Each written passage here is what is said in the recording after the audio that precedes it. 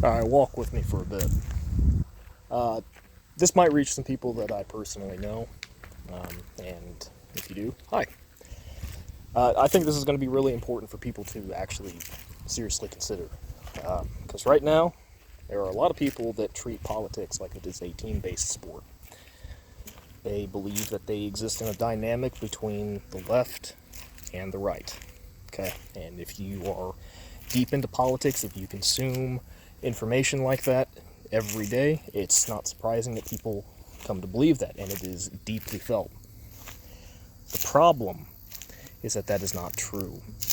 The problem with that dynamic is that it keeps individual people, such as you and me, even if we have probably dramatically different political views.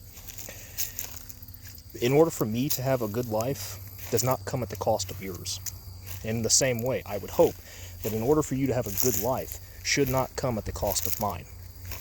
And yet, what's going on right now, especially through social media, fueling outrage and a frenzy that's going on, it is going to get people killed.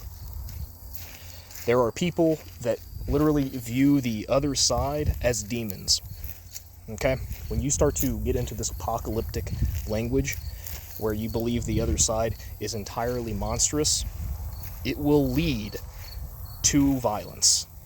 And once that starts, as you're starting to already see, it justifies in people's minds that their righteous indignation is justified. And because of that, anything is now on the table. And when anything is on the table, the other side that feels like it is going to get reciprocal violence is going to defend itself, which means that they also, too, are going to cause violence in turn. This back and forth will continue.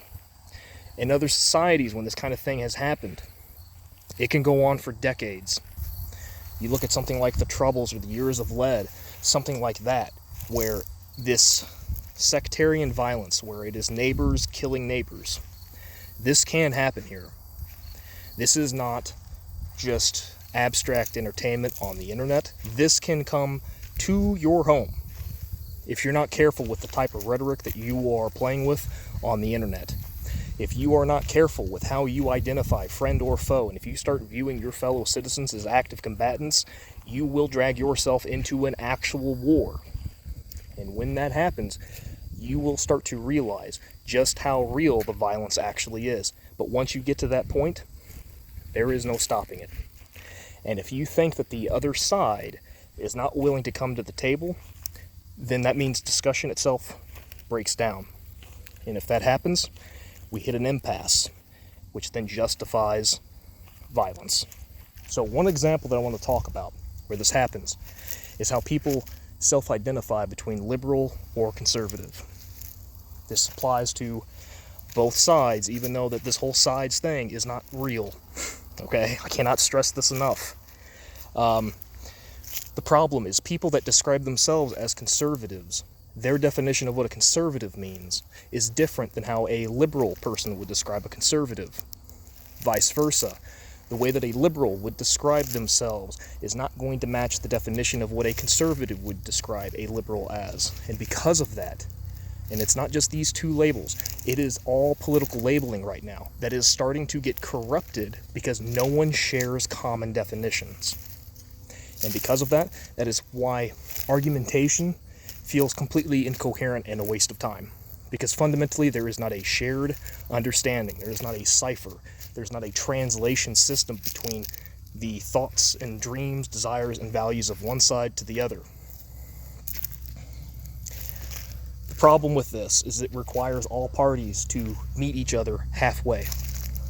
If you want to actually stop violence, you have to make sure you take every single step of the way to maintain that connection, that you maintain the ability to communicate. Because if you ever state that you are done communicating, you are setting yourself up for a system of reciprocal violence that you cannot turn off.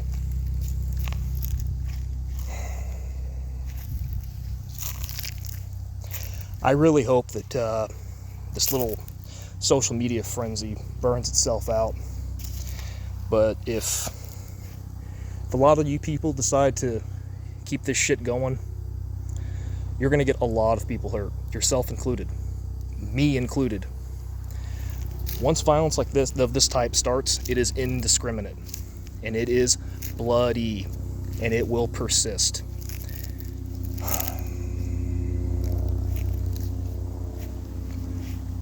I expect everybody to behave themselves.